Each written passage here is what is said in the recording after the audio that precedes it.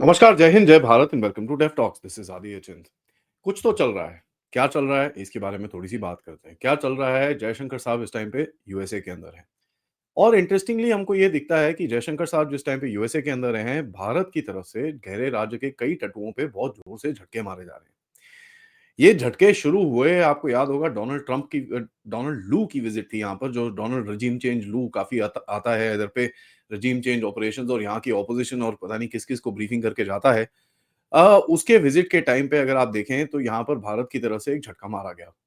सबसे पहले US state department की तरफ एकदम टारगेट करके जो गोली मारी गई और जॉर्ज सोरोस के जितने भी नेटवर्क और जितनी भी चीजें हैं उसको एक्सपोज किया गया।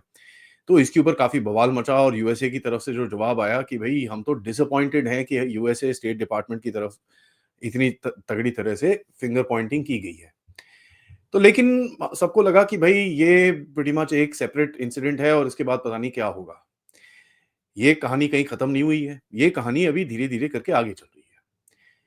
गहरे राज्य के तटुओं पे अभी धीरे-धीरे करके आप देखेंगे कि भई कमर कसी जा रही है और इनके ऊपर अटैक्स शुरू हो चुके हैं। ईडी की तरफ से जो बड़ी ज़बरदस्त रेड चल रही है इस टाइम पे कनाडा के अगेंस्ट में और कनेडियन कॉलेजेस और कनेडियन एजेंट्स के अगेंस्ट में, जो भारत के अंदर बैठ के लोगों से 50-60 रुपए लाख रुपए लेके ह्यूमन ट्रैफिकिंग करके लोगों को यूएसए कनाडा के थ्रू लेके जाते हैं। उसके बारे में एक बहुत बड़ा खुलासा हुआ है कि 262 कॉलेजेस इन चीजों के अंदर इन्वॉल्व हैं। करीब करीब 25,000 स्टूडेंट्स को रेफर किया गया है, 10,000 स्टूडेंट्स को लेके जाया जाता है और ऐसे ऐसे वहां पर चीजें की जाती हैं। यहाँ पर यह पता चला कि इनके एजेंट्स भी हैं भारत के अंदर और इस एजेंट्स के ऊपर भी क्रैकडाउन अभी जबरदस्त तरह से चल रहा है। 2-3 बंदे पकड़े भी गए। एक बंदे का नाम है बॉबी जिंदल, जो अभी मुंबई से पकड़ा गया। अभी उसके ऊपर ऑब्वियसली इन्वेस्टिगेशन होगी, इंटेरोगेशन होगी, तो पता चल और भी चीजें वहां पर बाहर निकलेंगी। ये पता चला कि इस पूरे ह्यूमन ह्यूमन ट्रैफिकिंग नेटवर्क के अंदर ये कनाडा तो पहुंचते हैं, लेकिन कॉलेज ज्वाइन नहीं करते। कॉलेज ज्वाइन करने की बजाय ये कनाडा की तरफ से यूएस कनाडा बॉर्डर की तरफ लेके जाया जाता है और उसके बाद उनको वहां पर यूएसए में धकेल दिया जाता है। मेन गोल इज कि अमेरिका जाके वहां पर बैठना है। इसके ऊपर तो इंस्टाग्राम और इन चीज़ों के कितने सारे वीडियोज़ ऑलरेडी वायरल हो रखे हैं, जहाँ पर ये पूरी-पूरी फैमिलीज़ लेके अपने गए हुए हैं। अब ये पूरी फैमिलीज़ लेके स्टूडेंट वीज़ा पे कैसे गए हुए हैं, इसके ऊपर तो ऑब्वियसली इन्वेस्टिगेशन आगे होगी। काफ़ी हद तक ये पता चल रहा है कि जिस तरह से ये लोगों को छल-कपट करके बेसिकली एक एक खराब सा नैरेटिव बना के कि भई आपका भारत में कुछ होगा नहीं, आप हमको पैसे-पूसे दे दो, हम आपको वहाँ ले जाएँगे एंड हम आपकी ज़िंदगी ठीक करेंगे, ये सब चीज़ें उनको बोल-बाल के वहाँ पर लेके जाया जाता है। और it is nothing but human trafficking. आप इंसानों को झूठ छल कपट में चीजों को लेके जाते हो, इलीगली लेके जाते हो और वहां पर चीजें करते हो। और यहाँ पर कनेडियन कॉलेजेस का अगर इन्वॉल्वमेंट है तो आपको बड़ा क्लियरली दिखता है। एक और चीज पता चली कि 1700 एजेंट्स इसके गुजरात के अंदर बैठे हुए हैं और तभी आपको दिखेगा कि गुजरात में काफी हद तक इमिग्रेशन के काफी केसेस बाहर निकलते हैं। टोटल 3500 एंटिटीज भारत के अंदर थी, आउट ऑफ विच अभी 800 के करीब में एक्टिव हैं, क्योंकि उसके ऊपर भी क्रैकडाउन चल रहा है। तो ये हुआ पहला झटका। उसके बाद आगे चलते हैं कि साहब, जो एक साइबर फ्रॉड था, जो दिल्ली के अंदर से कराया जाता था, यूएसए कनाडा के अंदर के कुछ नेटवर्क्स बैठ के भारत के अंदर ये साइबर फ्रॉड का गेम चलाते हैं और 260 करोड़ रुपए का इनके ऊपर क्रैकडाउन बड़ा जबरदस्त हुआ और जहां पर कई यूएस की एंटिटीज के ऊपर निशाना ताना गया है। तीसरा देखें, जो गहरे राज्य का एक बड़ा बड़ा हेज हेज फंड मैनेजर है जेपी मॉर्गन, उसको अभी लाया गया है सामने अम्रपाली ग्रुप केस के अंदर। फीमा की रेगुलेशंस, फॉरेन एक्सचेंज मैनेजमेंट की रेगुलेशंस के अंदर उसके ऊपर अभी केस डाला हुआ है। और केस तो डाला डाला, सुप्रीम कोर्ट ने कल बोला कि साहब इसके जितने भी एसेट्स हैं और जो भी रिकवरी के लिए आपको एसेट्स इनके जब्त करने हैं, जेपी मॉर्गन के आप एसेट्स जब्त करिए। Now JP Morgan is not a small entity, ये बहुत बड़ी एंटिटी है और टॉप 5 या 5-6 हेज फंड में से आती है, जिसको हम बेसिकली गहरे राज्य के हेज फंड मैनेजर्स बोलते हैं। इनके पास बहुत सारी पावर है और इनके ऊपर अटैक होना बड़ा ही इंटरेस्टिंग है कि किस तरह से अभी ये गेम आगे जाएगी। ये कहीं न कहीं it looks like somewhere around ये कुछ आपकी क्या नाम है, आपकी कुछ नेगोशिएशन चल रही है, उसके अंदर आप कहीं न कहीं एक हार्ड लाइन लेने की कोशिश कर रहे हो। उसके बाद देखिए, काफ़ी एक जो यूएस के ऊपर डिपेंडेंसी है हमारी अर्थ ऑब्जर्वेशन के लिए और इन चीज़ों के लिए, उसके लिए कल जैसे मैंने रात को बताया कि भई एक सैटेलाइट कॉन्स्टेलेशन की बात की जा रही है, जहाँ पर 30 कंपनीज़ ऑलरेडी इंटरेस्ट दिखा चुकी हैं और टेंडर्स का काम आगे चल रहा है। तो यूएस के ऊपर ये जो टेक्नोलॉजी की एक डिपेंडेंस है, और देखिए अगर आप एक कॉन्स्टलेशन इस तरह की डाल सकते हैं, तो आप सैटकॉम के लिए भी कॉन्स्टलेशन डाल सकते हैं, जहाँ पर स्टारलिंक के साथ अगर आपको बैठ के कुछ नेगोशिएशंस करनी हो, आप बड़े आराम से कर पाओगे क्योंकि आपके पास भी वो टेक्नोलॉजी रहेगी। It is all about getting the know how of putting a satellite constellation. अगर आपके पास नो हाउ है, उसके बाद आप कुछ भी कर सकते हो वहाँ पर। लेकिन ये तो चलिए छोटी-मोटी चीज़ें हैं और इसके ऊपर देखिए क्या बात करें। बट एक भी चीज़ ये भी पता चलती है कि भारत की तरफ से काफ़ी हद तक ये खोतेस्तानियों को ट्रेस करने के लिए और खोतेस्तानियों को एक्स्ट्राडाइट करने के लिए काफ़ी हद तक एक कोशिश चल रही है। अब ये कोशिश ऐसी चल रही है कि यूएस के ऊपर ये जो 63 एक्स्ट्राडिशन रिक्वेस्ट भारत की है, उनके ऊपर काफ़ी प्रेशर डाला जा रहा है। टू अ पॉइंट सबसे बड़ा आदमी जो वहाँ पर गोल्डी बरार बैठा हुआ है, उसके ऊपर काफ़ी प्रेशर डाला जा रहा है, जहाँ तक कि यूएसए को आके ये खुले में बोलना पड़ा कि साहब हमसे गोल्डी बरार ट्रेस नहीं हो रहा। टू अ पॉइंट हमको ऐसा लगता है कि साहब ये किसी दूसरे देश में जाके बैठ चुका है। अब कौन से देश में जाके बैठ चुका है वो तो सबको पता ही है। जब से यूएसए के अंदर ट्रंप की जो ये लोग घुसे हैं वहाँ पर और इनको पता चल रहा है कि भई कहीं न कहीं भारत का कुछ अंदर से गेम है ट्रंप के साथ, ये खोतेस्तानी उठ के फटाफट कनाडा जाके बैठ चुके हैं। तो जब यूएस वाले बोलते हैं कि साहब हमको ये गोल्डी बरार मिल नहीं रहा, तो ऑब्वियसली उनको कहाँ से मिलेगा? ये गया कहाँ है? कनाडा में जाके बैठा है। अब देखिए गोल्डी बरार को थोड़े टाइम पहले कैलिफोर्निया में डिटेन किया गया था। उसके बाद उसको बेल-वेल पे छोड़ा गया था कि साहब ये ठीक है, आप बेल-शेल लेके जाओ और केस आगे चलेगा। केस आगे क्या चलेगा इसको तो पता ही नहीं है यूएसए को कि गया कहाँ ये बंदा। ये तो हालत है इन लोगों की। या तो ये इसको छुपा रहे हैं, ठीक है? या एक्चुअली में कनाडा के वश में जाके बैठ चुका है और कनाडा में तो आपको पता ही है कि भैया ये जितने भी इल्लीगल्स हैं और जितने भी ये जो टेररिस्ट टाइप के लोग हैं, वो सारे कनाडा में जाके ही बैठते हैं। क्योंकि कनाडा का जो जस्टिन ट्रूडो जब तक पावर में है और उसके बाद भी जो कंजर्वेटिव्स आएँगे वहाँ पर, वो भी सारे बड़े सिम्पैथेटिक हैं खोतेस्तानियों के लिए। और खोतेस्तानियों का जो वहाँ पर गुरुद्वारे का नेटवर्क है, उसमें काफ़ी स्ट्रेंथ है कि भई गवर्नमेंट को प्रेशर डाल के साइड करने के लिए और अपने आप जो अपनी मनमानी है, उसको आगे लेके जाने के लिए। तो Goldy Brar untraceable is very, very interesting और आप यहाँ पर देखेंगे कि साहब काफ़ी हद तक ये जितने भी एक्स्ट्राडिशन वाले रिक्वेस्ट हैं, इसके ऊपर अभी प्रेशर आ रहा है, तभी ये चीज़ें बाहर आ रही हैं। एक और चीज़ निकली, भारत ने बोला यार ये जो खालिस्तानी पन्नू है, इसके ज़रा बैंक डिटेल्स भेजिए बिकॉज़ हमको देखना है कि भैया ये पैसे-पूसे कहाँ से लेके आ रहा है। और खालिस्तान का फ्लैग और ये सब चीज़ों की जो चीज़ें इन लोगों ने करतूतें करी हैं और डिस्ट्रिक्ट एडमिनिस्ट्रेशन कॉम्प्लेक्स मोगा में 2020 के अंदर खालिस्तान का जो फ्लैग पन्नू के बंदों ने लगवाया था, उसके ऊपर हमको इन्वेस्टिगेशन करनी है।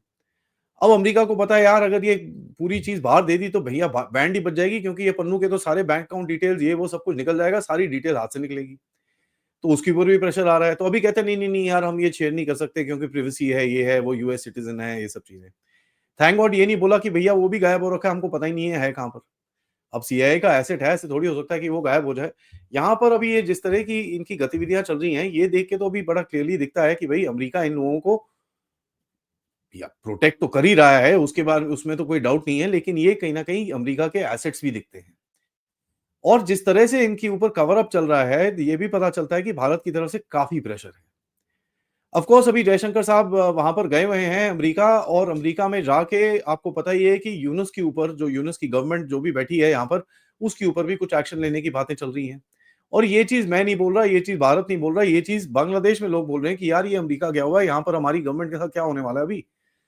और देखिए वहाँ पर अगर आप देखें मैं आपको जो बांग्लादेश का जो पौने 1 बजे आपके पास अपडेट आएगा, उसके अंदर आपको पता चलेगा कि यूनुस के अपने बंदे अभी उसकी उसकी पोल खोलनी शुरू हो चुके हैं। तो ऑब्वियसली कुछ ना कुछ गेम चल रही है पीछे से जहाँ पर ये पूरा जो यूएस का एक स्ट्रक्चर है, पूरा जो नेटवर्क है, उसके ऊपर काफ़ी प्रेशर डाला जा रहा है भारत की तरफ से और भारत की तरफ से ये भी बोला जा रहा होगा कि या तो आप लोग ठीक करो, नहीं तो हम लोग ठीक करेंगे। हम लोग ठीक करेंगे तो बहुत चीज़ें एक्सपोज़ होंगी और एक्सपोज़ होंगी तो आपकी नाक कटेगी। अगर आपको ये नहीं चाहिए तो अपने आप ही अब इन चीज़ों को सीधा करो, नहीं तो भाई साहब अभी आगे जाके टेंशन होने वाली है। और जो पुरानी लेफ्टिस्ट एस्टैब्लिशमेंट है, वो इस टाइम पे काफ़ी टेंशन में है। यहाँ तक कि इनके आउटलेट्स के अंदर ये खबरें आ रही हैं कि भई किस तरह डोनाल्ड ट्रंप को रोका जाए। और किस तरह मार्शल लॉ लगाया जाए इस कंट्री के अंदर कि ताकि डोनाल्ड ट्रंप शपथ ना ले। इनको ये चीज़ बड़ी क्लियरली पता है कि भई ठीक है, डोनाल्ड ट्रंप की एडमिनिस्ट्रेशन के अंदर भारत के लिए कोई एंटागोनिज़्म होगी, थोड़े टैरिफ्स पे झगड़े होंगे, थोड़े माइग्रेशन पे झगड़े होंगे, ये सब होगा। लेकिन overall they both are against the leftist deep state. तो ये चीज़ तो पता ही है कि अगर ये दोनों इंटरेस्ट कोलाइड कर गए तो भैया इनकी तो बैंड बज जाएगी वहाँ पर। और जिस तरह से यहाँ से नैरेटिव्स उस टाइम पे चल रहे हैं और जिस तरह से भारत ने एक बेसिकली बीच की उँगली दिखाई है अमेरिका को, जो भी चीज़ अमेरिका बोलता है कि यार रशिया से ये मत करो, आप जाके तेल की डील साइन कर लेते हो। वो बोलते हैं यार ये मत करो, आप दूसरी चीज़ कर लेते हो। अब वो बोलते हैं भाई ईरान से तेल मत लो, आपके शिप्स जाके ईरान से भी तेल ले रहे हैं।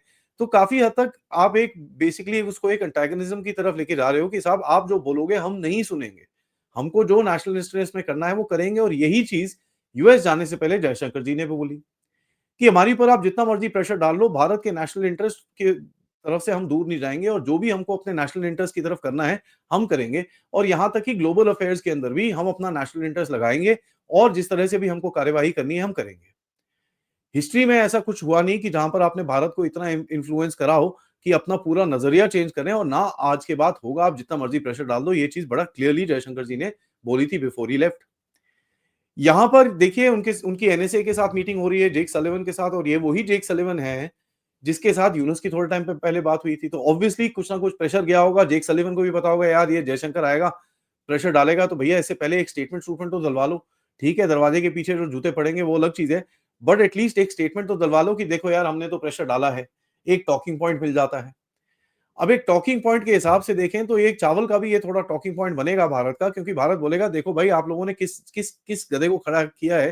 पहले जो जिसके पास खाना-पीना तो होता था, अब तो साले के पास खाना-पीना भी नहीं है। अभी भी भीख माँग रहा है हमसे वो। अब वो अलग कहानी है कि अराकान आर्मी ने आके म्यांमार का गेट बंद कर दिया उनका, जहाँ से उनका मैक्सिमम चावल आता था, तभी वो रो रहे हैं कि भैया हमको चावल दे दो। वो अलग कहानी है, और वो कभी और ऐड करेंगे उसके अंदर, और आई डोंट थिंक अमेरिका के पास इतनी क्लैरिटी ऑफ थॉट होगा कि भैया ये चीज़ें चल रही हैं। यहाँ पर देखिए एक और चीज़ झटका लगा, जो भी खोतेस्तानी हैं, उनके वीज़ाज़ के ऊपर भारत ने काफ़ी कुछ उल्टे काम करे हुए हैं। यहाँ तक कि उनको स्टेटमेंट देने की बात करते हैं कि भैया आप पहले स्टेटमेंट दो कि साहब ये खोतेस्तानी सारे बेवकूफ़ हैं, आप भारत माता की जय बोलोगे, आप वंदे मातरम बोलोगे, तभी आपको घुसने दिया जाएगा। अब वो घुसते हैं बेचारे, यहाँ पर आके कोई वीज़ा-वूज़ा पे आते हैं, उसके बाद उसको एयरपोर्ट पे पकड़ लेते हैं। तो ये चीज़ें भी हो रही हैं। तो ये देखिए कि एक पूरी तरह से इसके जो एस्टैब्लिशमेंट है, और जिस तरह का एक प्रेशर नेटवर्क भारत के ऊपर बनाने की कोशिश है, उसके ऊपर एक क्रैकडाउन चल रहा है। उसका रिजल्ट क्या है?